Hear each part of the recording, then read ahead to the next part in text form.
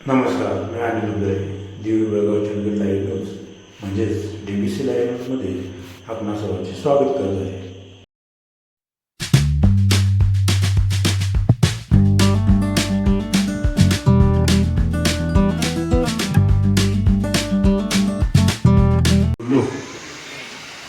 या निवडणुकीमध्ये राजश्री शाहू विकास आघाडी नगराध्यक्षपदासाठी दयानंद कानेकर आणि आपल्या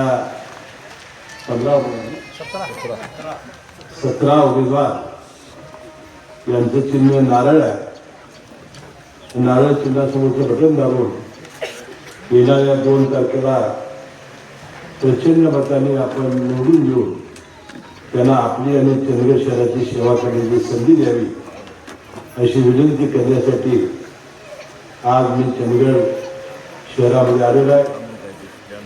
या कार्यक्रमाला उपस्थित या समितीचे अध्यक्ष राजेश पाटील, नंदाताई माबुळकर, गोपाळराव पाटील, संभाजीराव देसाई, विठ्ठुमामा गावडे, शिवाजी सावंत, माजी नगराध्यक्ष प्राची कानेकरताई, रामराज कुपेकर, भरमण्णा गावडा, प्रवीण वाटंगी, अण्णाप्पा हुंबरवाडी, अभय देसाई, संजय चंदगडकर, या पॅनेलचे प्रमुख दयानंद कानेकर आणि सर्व उपस्थित पदाधिकारी, मोठ्या संख्येने उपस्थित मतदार बंधू भगिनी, पत्रकार बंधू आणि मित्रांनो, बंधू भगिनींनो, राज्यामध्ये नगरपंचायती, नगरपालिका याच्या निवडणुकीची धामधूम सुरू झालेली आहे आणि 2 तारखेला आपण याचं मतदान करणार आहोत.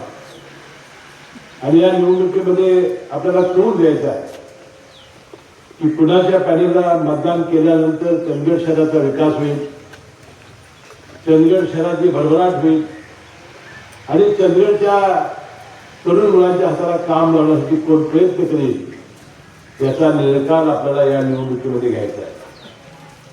मला आठवते की गेल्या मला वाटते 9 वर्षापूर्वी, किती वर्षापूर्वी, आमच्या 9 वर्षापूर्वी झाल्या होत्या. आता ह्या नगरपंचायतीची 6 वर्षापूर्वी निवडणूक झाली आणि मला आठवते की अशा सभेला आम्ही उपस्थित झालो होतो आणि त्यावेळेला कानेकरताई आमच्या नगराध्यक्षाच्या उमेदवार होत्या आणि ह्या सभेनंतर त्या विजयी झाल्या.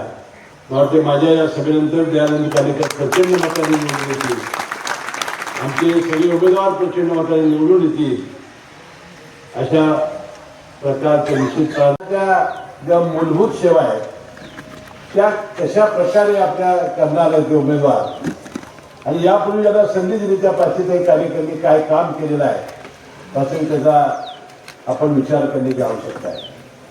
जवळजवळ 65 कोटीचा निधी माजी आमदार राजेश पाटील आणि आमच्या पुढाकाराला यांना मिळाला आणि या शहरातील 65 कोटीच्या रकमेचा विनियोग कसा केला, त्यांनी जो वचननामा आणि जाहीरनामा काढलेला आहे, प्रत्येक प्रभागामध्ये त्यांनी जे काम केलेलं आहे ते त्याने तारीखवार त्यामध्ये जाहीर करून आपण केलेल्या कामाचा संपूर्ण लेखाजोखा आपल्यासमोर मांडण्यात आलेला आहे. त्यांनी सांगितलं की आयुष्यभर मी अनेक वेळा पराभूत झालो, मी आता विजयी झालो, परंतु मला कधी मस्ती आली नाही. मी सर्वसामान्य माणसासाठी काम करत राहिलो. चंदगड अर्बन बँकेची निवडणूक जिंकली, ते आज चेअरमन आहेत आणि आज या नगराध्यक्ष पदाच्या निवडणुकीसाठी राहिलेले आहे. दयानंद कानेकरांचा माझा अनेक दिवसाचा परिचय आहे. एक अतिशय दातृत्वशील माणूस, एक जाणत असलेला माणूस, गोरगरिबांच्या हरघडीला धावून जाणारा माणूस आणि या चंदगड शहराचं विकास करण्याचं स्वप्न बघणारा एक व्यक्ती आपल्यासमोर या नगराध्यक्षाच्या रूपाने उभा आहे. मला खात्री आहे की दयानंद कानेकरांना आपण एक संधी दिली तर मला वाटतं या चंदगड शहराचा पूर्णपणाने विकास ते करतील आणि आपल्या या ज्या अपेक्षा आहेत त्या निश्चितपणे पार पाडतील. म्हणून आज चंदगड शहरामध्ये अनेक समस्या आहेत त्याचा उल्लेख नंदाताईंनी केला, गोपाळरावनी केला, रामराजेंनी केला आणि राजेश पाटलांनी सुद्धा केला. याला त्यांनी विकास आघाडीनं जो वचननामा दिला त्यामध्ये लोकाभिमुख, पारदर्शक, भ्रष्टाचार मुक्त कारभाराची हमी त्यांनी दिलेली आहे.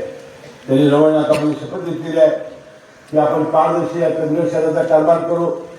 आपण निश्चितपणानं या शहराच्या विकासासाठी प्रयत्न करू. अमृत योजनेतून प्रस्तावित 24 कोटीची जी योजना आहे ती आता अंतिम मंजुरीच्या टप्प्यात आहे.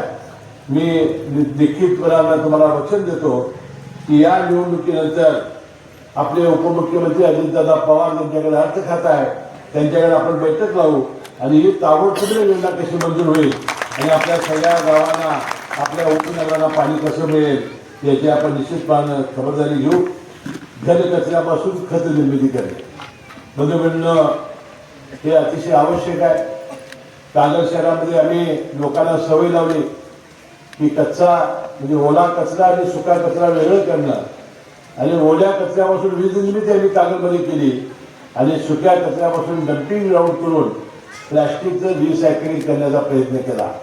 आमच्या कागल शहरामध्ये चिमूटभर सुद्धा आपल्याला कचरा दिसणार नाही, कचऱ्याचं कोंडाळ दिसणार नाही. असंच काम त्यानंतर तुम्हाला आम्ही करून देण्यासाठी तुम्हाला आम्ही सहकार्य करू आणि हे घनकचऱ्याचं हे गाव हे कचरामुक्त गाव करू एवढा विश्वास तुम्हाला या निमित्ताने आम्ही देतो. मग आपण सर्वांची आपली अडचण आहे की ग्रामीण रुग्णालय 50 बेडचं आणि त्याचा उच्च पद्धतीची वैद्यकीय सेवा देता उल्लेख नंदा त्यांनी केला. स्त्री रोग तज्ज्ञ येथे नाही, भूल तज्ज्ञ नाही आणि बालरोग तज्ज्ञ येथे नाही. मला वाटतं की निश्चितपणे यामध्ये मी लक्ष घालेन आणि हे ग्रामीण रुग्णालय चकाचक करण्यासाठी आवश्यक ती सगळी खबरदारी आम्ही घेऊ आणि यामधून गरीब लोकांची जी सेवा होते, सामान्य माणसाला बेळगावला जाणं, गडिंग्लजला जाणं परवडत नाही, या ठिकाणी त्याची सोय करण्यासाठी आपण निश्चितपणानं प्रयत्न करू. अंडरग्राऊंड ड्रेनेजची व्यवस्था करण्याचा विषय नंतर त्यांनी मांडला. आपलं सगळं पाणी हे भुयारी गटारद्वारे आपल्याला STP प्लॅनमध्ये सोडायचं आहे आणि प्रोसेस करून नदीमध्ये सोडायचं. आज जे आपल्या शहरातलं पाणी आहे ते तसंच गेल्यामुळं आजूबाजूच्या शहरातल्या नागरिकांच्या आरोग्यावर फार मोठा परिणाम होतोय आणि आता हे अंडरग्राऊंड ड्रेनेज हे आता सगळ्या गावाला करण्याचं केंद्र सरकारने ठरलं आहे. अमृत योजनेमध्ये याला पैसे मिळत आहेत. निश्चितपणानं हाही प्रकल्प आपण या ठिकाणी राहू. आपल्या गावामध्ये क्रीडांगण करणं, वाहतुकीची समस्या सोडवणं, जगन्नाथ मंदिराचं सुशोभीकरण करणं, सोलर लाईट बसवणं, दलित वस्तीची सुधारणा करणं, महिला सबलीकरणासाठी प्रयत्न करणं, शहराचे चौक सुशोभित करणं. म्हणून या सगळ्या कामासाठी न्यायपालिकांना निवडून द्या. एक 100 कोटीच्या वर निधी मिळवून देण्यासाठी आम्ही प्रयत्नशील राहू आणि येणाऱ्या या सगळ्या 5 वर्षामध्ये हे चंदगड शहर अतिशय चकाचक करण्याचा प्रयत्न न्यायपालिकांना त्याचे सगळे सहकार्य करतील त्याचा विश्वास आम्ही देतो. या नगरपालिकेच्या कारभाराचा आणि त्याच्या कामांचा मला फार मोठा अनुभव आहे. तुम्ही कधीतरी माझ्या कागल शहरामध्ये या गडिंग्लज शहरामध्ये प्रशासकीय काळामध्ये मी निधी दिलेल्या निधीतून झालेली विकास कामं बघा. कागलला 3000 घरं आपण 10,000 गरीब लोकांना आपण दिलेली आहे. मग तुम्हाला वाटतं की मुंबईची टॉवर्स आहेत का काय आहेत इतकी दर्जेदार आहेत की कमोडचा संडास बांधला तर मी सुद्धा जाऊन नाही इतकं सुंदर घरं 3000 लोकांना. आता हे चंदगड शहरामध्ये करण्याची आवश्यकता आहे. या शहरामध्ये अनेक लोक राहत आहेत, त्याला स्वतःचं हक्काचं छत नाही. अनेक घरं मुलं झाली, मुलांना मुलं झाली, त्यांना मुलं झाली आणि जागा फार छोट्या व्हायला लागल्या आणि मुलं बाळा मोठी झाल्यानंतर त्यांना लज्जा रक्षणासाठी कापडाच्या पडद्या लावून लोक राहत आहेत. त्यासाठी सुद्धा त्यांना घर मिळणं हे अतिशय आवश्यक आहे. तोही कार्यक्रम आपल्याला हातामध्ये घ्यावा लागेल. आपण आमच्या व्हिडिओ न्यूजला वेळ दिल्याबद्दल धन्यवाद. आमच्या चॅनलला लाईक करा, सबस्क्राईब करा आणि शेअर करा. धन्यवाद.